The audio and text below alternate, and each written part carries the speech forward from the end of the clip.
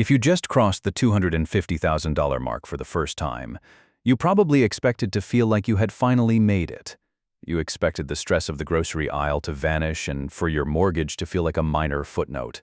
But for many Australians in 2026, the reality is a cold shower. You are earning more than 97% of the country, yet you are still checking your bank balance before a big weekend away. Today, I'm going to break down the $250,000 barrier. We are going to look at the real 2026 data, from the latest tax brackets to the brutal reality of the Medicare Levy Surcharge and the hidden costs of being a high earner in Australia today. Let's start with the most obvious thief, the taxman. If you're earning $250,000 in the 2025 to 2026 financial year, your journey begins with a massive haircut. Under the current tax rates, you will pay roughly $73,000 in income tax. That leaves you with $177,000. But it does not stop there. Because you are a high earner, the government assumes you do not need help. If you do not have private hospital cover, you will be hit with the Medicare Levy Surcharge at the highest tier of 1.5%.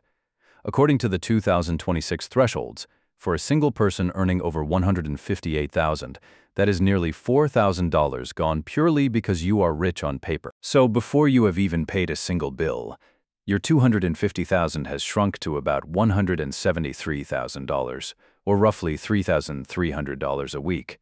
It sounds like plenty, but let's look at where that $3,300 actually goes in 2026. If you're earning this much, you are likely living in a major capital city where the high-paying jobs are concentrated. In Sydney or Melbourne, a family home in a decent school zone now carries a mortgage that often exceeds $1.2 million. Even with recent interest rate stability, variable rates are hovering around 6%. Your monthly repayments are north of $7,000, that is $1,600 a week. Suddenly, half of your take-home pay is gone just to keep the roof over your head. Now, here is the section most people miss entirely: the high earner penalty. It is the things you lose as your income rises. If you have kids, the Child Care Subsidy is your biggest hidden cost. For a family on $250,000, your subsidy rate has likely dropped significantly. According to the 2026 Department of Education tiers, your percentage decreases by 1% for every $5,000 you earn above $85,000. In 2026, with the average daily cost of long daycare in many cities hitting $170, you are paying a gap fee that can easily reach $700 a week for 2 kids. Between the mortgage and childcare, you have now spent $2,300 of your $3,300. We have not even touched on the basics yet. Data from early 2026 shows that while inflation has stabilized, the absolute cost of essentials like energy, insurance, and groceries is at an all-time high. A weekly shop, utilities, and running 2 cars in a professional household now eat up the remaining $1,000 faster than ever. This is why you feel like you are drowning. You are living a middle-class life on a rich person's salary, but the structural costs of Australia in 2026 have hollowed out the middle. You are earning enough to be ineligible for government help, but not enough to be truly wealthy. Here is the hidden insight that most people in this bracket overlook. The trap is not just the spending, it is the tax inefficiency. When you are in the 45% tax bracket for every dollar over $190,000, working harder is the least efficient way to get ahead. You are essentially working half the week for the government.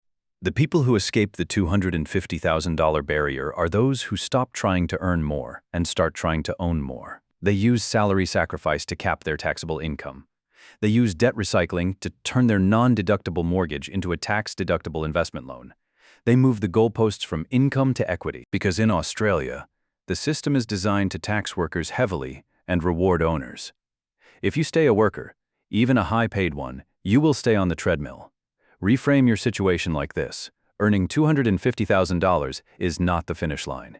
It is just the point where you finally have enough leverage to start playing the actual wealth game. Stop trying to fund a luxury lifestyle with a high-tax salary and start using that salary to build assets that the taxman cannot touch as easily. Even if you feel behind right now, you have the raw materials to change your trajectory faster than almost anyone else in the country. Don't let the high earner trap become your permanent reality. If you found this useful, hit that subscribe button and turn on notifications. Thanks for watching, and I'll see you in the next one.